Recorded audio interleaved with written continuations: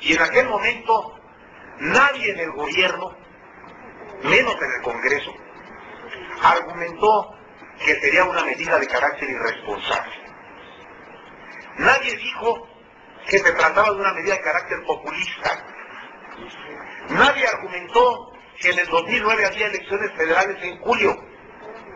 Nadie dijo que había que proteger la economía del gobierno, aunque se desprotegiera la economía de consumidores, de asalariados, de familias o de empresas.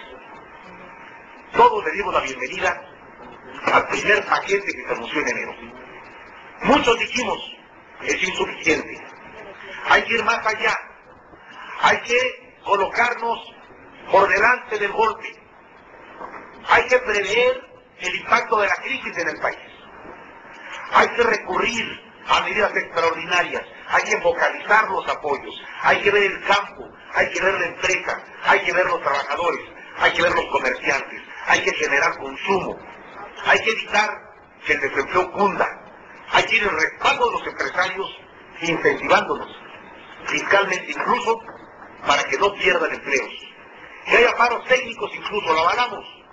Que haya acuerdos bilaterales entre sindicatos y empresas.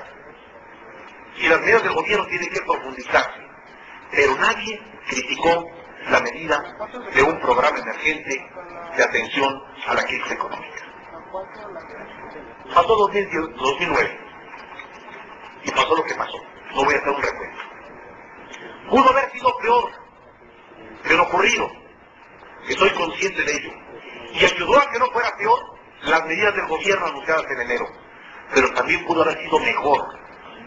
Y hubiera obtenido una mejor recuperación si el gobierno hubiera profundizado el programa de recuperación económica. Entramos a 2010. Y aquí en el Congreso se aprobó un paquete económico de ingresos y egresos.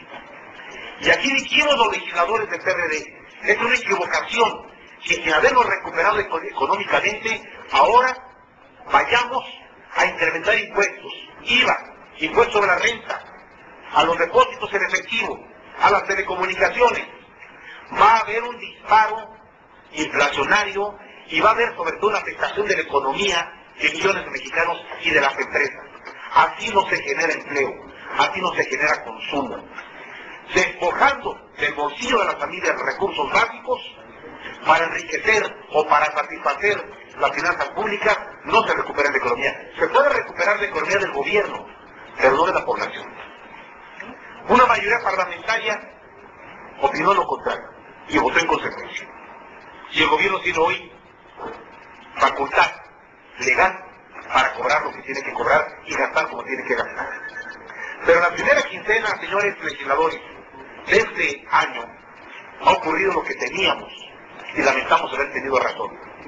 Hay zozobra, hay inquietud, hay indignación y sobre todo hay impacto, porque en los recibos de la primera quincena de enero están ya los impactos de los impuestos. Pero hay una medida que se ha convertido otra vez en un disparador del incremento de precios. El precio de los combustibles, de la gasolina, de las gasolinas, del diésel, del gas, de la energía eléctrica. Están en los recibos ya, están cuando el gas surge a cada domicilio de México. Y esta situación no puede pasar de noche para el Congreso y podemos permanecer impasibles. Por eso, vengo, señores legisladores, a nombre de diputados y senadores, de los partidos de la Revolución Democrática, del Trabajo y de Convergencia, a presentar,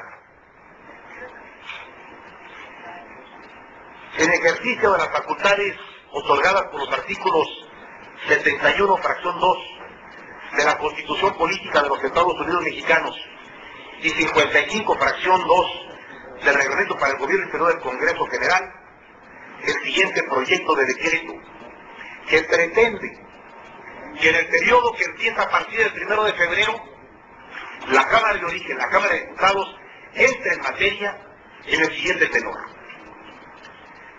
Artículo único. Se reforma el párrafo cuarto y se adicionan los párrafos quinto, sexto y séptimo incluyendo una tabla, recorriendo en su orden los párrafos subsecuentes, todo ello el artículo primero de la Ley de Ingresos de la Federación para el ejercicio fiscal 2010, para quedar como sigue. Artículo primero. Por razones de interés público y como excepción a lo establecido en la fracción primera del artículo séptimo de la Ley Federal de Competencia Económica, se determina en 8.03 pesos por kilogramo antes del impuesto al valor agregado el precio máximo al usuario final del gas licuado del petróleo. La Secretaría de Energía, por conducto de la Comisión Reguladora de Energía, establecerá la metodología para la determinación de los precios máximos de venta de primera mano de gas licuado de petróleo.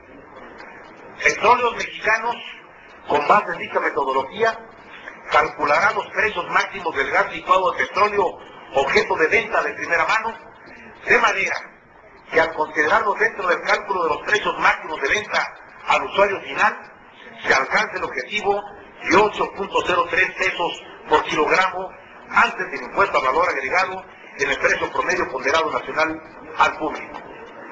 Como excepción a lo establecido en la fracción décima del artículo 39 de la Ley Orgánica de la Administración Pública Federal, se establece como precio de venta al usuario final los de los combustibles que a continuación se enumeran.